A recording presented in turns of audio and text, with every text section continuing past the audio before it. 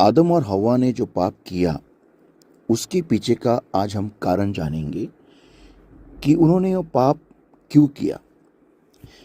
उनकी इस गलती को समझने के लिए हमें रोमियो की किताब इसका 8वां अध्याय और वचन 13 को समझना पड़ेगा। रोमियो की किताब इसका 8वां अध्याय वचन 13।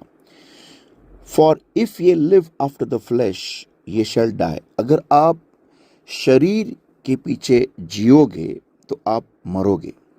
अगर आप उत्पत्ति की किताब इसका 3रा अध्याय पढ़ोगे तो जो सांप है उनसे वो सवाल पूछता है। पहला वचन, Now the serpent was more subtle than any beast of the field which the Lord God had made.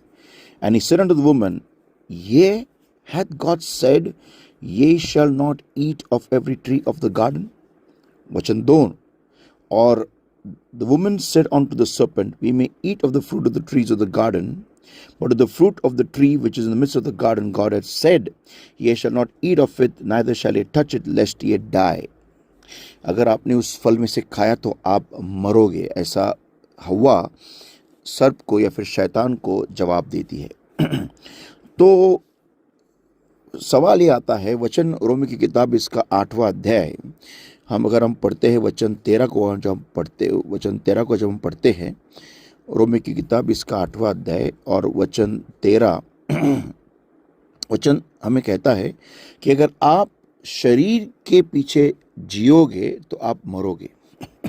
यहाँ पर हमें देखने को मिलता है कि आदम और हव्वा उनका वो शरीर के द्वारा संचालित हो रहे थे, शरीर के लालसाओं के द्वारा, शरीर के वासनाओं के द्वारा, शरीर की चिंताओं के द्वारा वो संचालित हो रहे थे।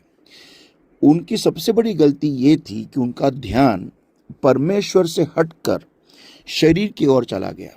जब भी कभी हमारा ध्यान शरीर की चीज़ों के ऊपर जाएगा, हम हमेशा गलत लोगों से सलाह मशवरा करेंगे, गलत लोगों के संगति में रहेंगे और गलत लोगों के द्वारा संचालित होंगे।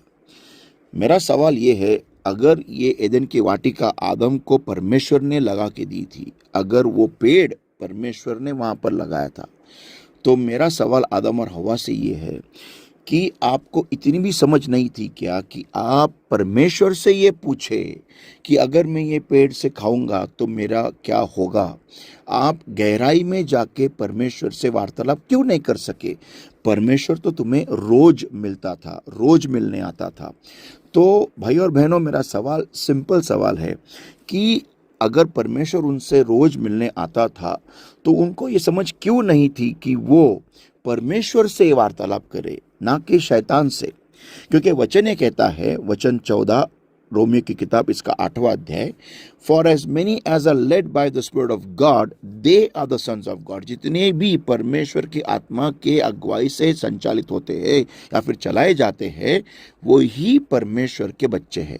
तो हमें यहाँ पे देखने को मिलता है कि भले ही आदम और हव्वा आत्मा से भरे थे, भले ही उनके ऊपर गौरव, परमेश्वर की महिमा थी, इतनी परमेश्वर की महिमा थी कि उनको ये समझ भी नहीं आया था वो शरीर के, और उनका शरीर में उनको ये समझ भी नहीं थी कि वो नंगे थे, कि इतनी परमेश्वर की महिमा उनके ऊपर थी। और इतने गहराई में होके भी, परमेश्वर के इतने महिमा से ढके हुए होते भी, आत्मा से भरे हुए होते भी, उनको संचालन कर रहा था उनका शरीर। मेरे प्यारे भाई और बहनों, आज हमें ये समझना ज़रूरी है, ये नहीं कि मैं कितने साल से मसीह में हूँ, ये नहीं कि मैं किस कलीसिया का मेंबर हूँ, ये नहीं कि मेरा पिताजी कौन है, मेरी माँ कौन है मसीह में, ये नहीं कि मुझे कितना अच्छा गाना गाना आता है, ये नहीं कि मैं कितना अच्छा गिटार बजाता हूँ या फिर ड्रम्स बजाता हूँ, फिर कीबोर्ड बजाता हूँ, या फिर मैं कितना अच्छा सेवक हूँ या फिर पासबान हूँ, या फिर कितना अच्छा मैं प्रीचिंग करता हूँ। ये नहीं, मुझे ये देखना ज़रूरी है कि मैं हर एक जीवन के हर एक निर्णय में पवित्र आत्मा से संचालित हूँ या नहीं। मेरा आज का विषय यही है, आदम और हव्वा की पहली गलती। क्या? आदम और हव्वा की पहली गलती, और उनकी गलती ये थी कि वो आत्मा के द्वारा नहीं लेकिन शरीर के द्वारा संचालित होने लगे। कुछ समय के बाद। This is Prophet and Pastor Alvin Ramteke from Tabernacle Ministry International. God bless you.